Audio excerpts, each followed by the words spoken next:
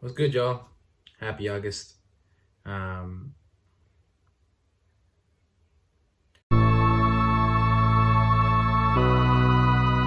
July was a super long month, even longer than June. And I think it's probably because I did more than June. Uh, I don't want to say that I was the busiest in July, just because after my main event in July, which was camping, of course, I went for a weekend, which was a change of pace. I never really go camping. I usually just stay, you know, in my city.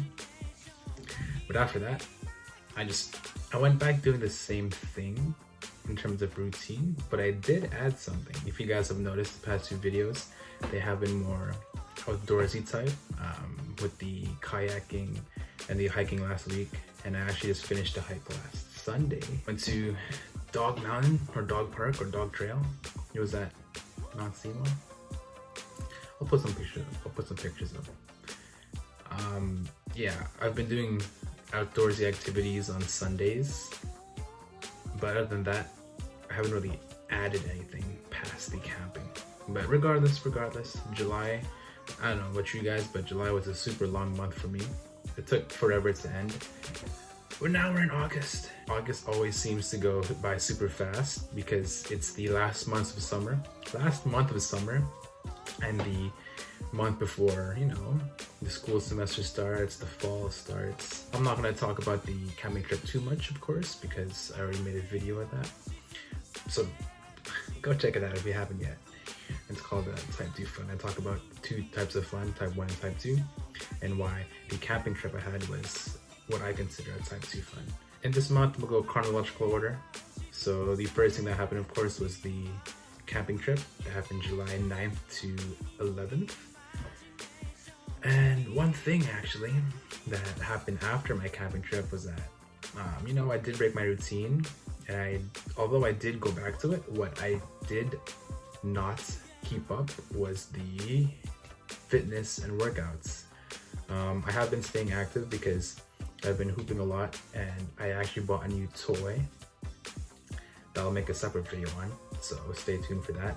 But in terms of actual strength training, I haven't been consistent. Yeah, I was able to go the week after camping and then half of the week after that one, but eventually I just started slowing down, trickling down. I was focusing more on hooping just because I've been having a lot of fun. Actually, with hooping, I've always been like, oh man, everyone's better than me. I have to practice so I can get better, so I can be on par with people. I don't want people talking smack no more. But yeah, recently I've been having a lot of fun playing basketball. It's probably because I also have been practicing, so I'm a bit better on court.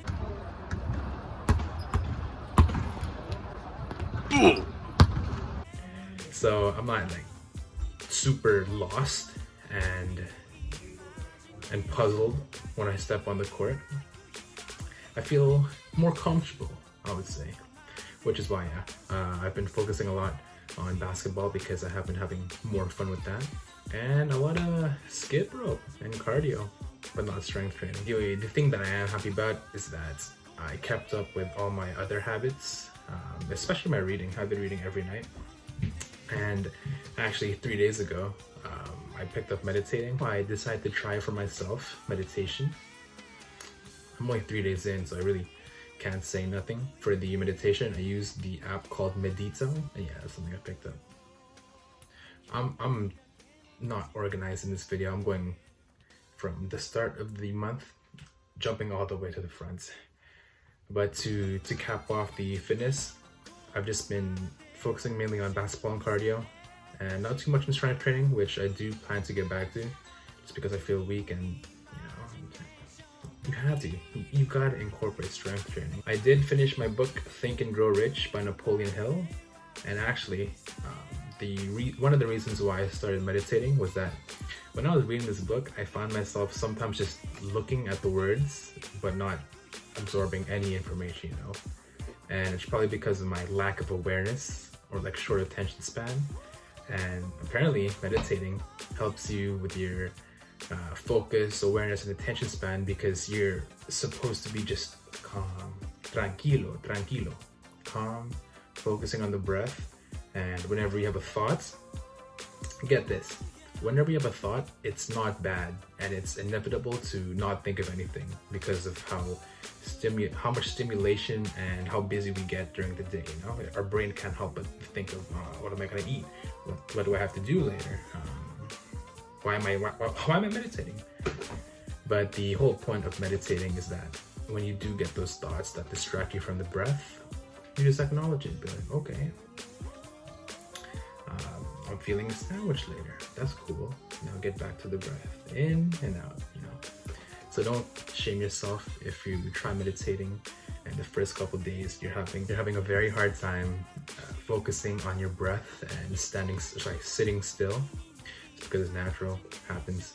I mean, like, look at me, right? I've only been doing it 3 days, and then in those 3 days, I've been able for 3 minutes. 3 minutes is nothing, and I'm still struggling. So if you try meditating, yeah, try with me.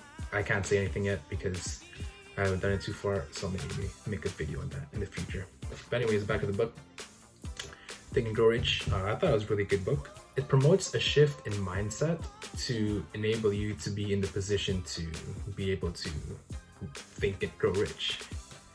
The title, Think and Grow Rich, really does do the title justice, because it emphasizes a lot on the thoughts that you let enter the mind and the thoughts that you don't allow to be entertained.